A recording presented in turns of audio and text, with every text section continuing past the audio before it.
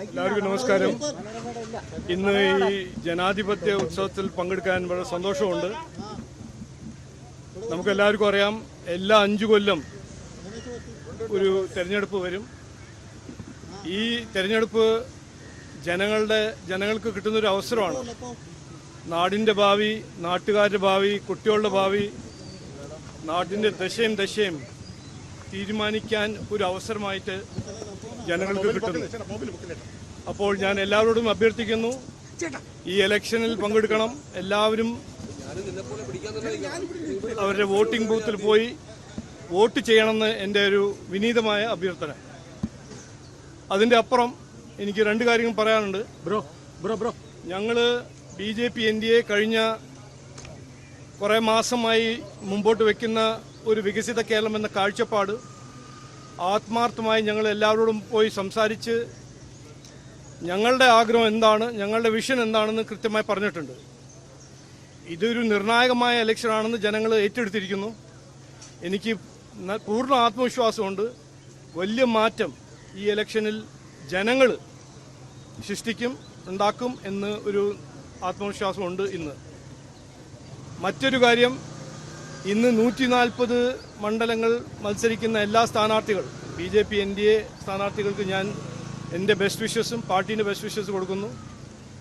ഞങ്ങൾ ചോദിക്കുന്ന ഒരു അവസരം, ഞങ്ങൾ അഭ്യർത്ഥിക്കുന്ന ഒരു അവസരം അസംബ്ലിയിൽ പോയി ബഹളം ചെയ്യാനല്ല, കമ്പ്യൂട്ടർ തകർക്കാനല്ല, സ്പീക്കറിന് ടേബിളിൽ പോയി ഭരണാട്യം ചെയ്യാനല്ല, ജനങ്ങളുടെ പ്രശ്നങ്ങൾ പരിഹരിക്കാൻ ഒരു അവസരമാണ് ഞങ്ങൾ ചോദിക്കുന്നതും അതിനു വേണ്ടിയിട്ടാണ് ഞങ്ങൾ മത്സരിക്കുന്നത്.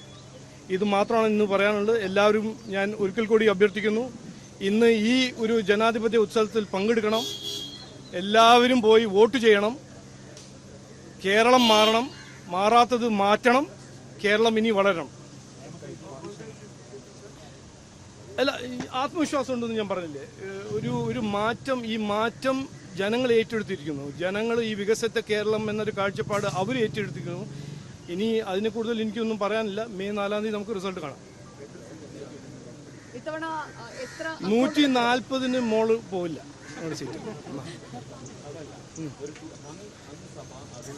അതിൽ എനിക്ക് ഒരു 100% ആത്മവിശ്വാസമുണ്ട്. അത് ഞാൻ വലിയ സയൻറ്റിസ്റ്റായിട്ട് പറയല്ല. ഒരു ക്ലിയർ മാൻഡേറ്റ് CPM-നും കിട്ടില്ല, കോൺഗ്രസിനും കിട്ടില്ല എന്ന് 100% ആത്മവിശ്വാസമുണ്ട്.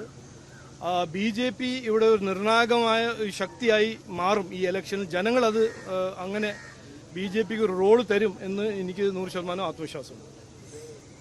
ഓക്കെ, എല്ലാവരോടും അഭ്യർത്ഥിക്കുന്നു, നിങ്ങളും പോയി വോട്ട് ചെയ്യണം. ഓക്കെ, ഇന്ന് ഒരു സന്തോഷകരമായ ദിവസമാണ്. ഇനി നിങ്ങൾ വിവാദങ്ങൾ സൃഷ്ടിക്കണം. ഞാൻ പറയട്ടെ.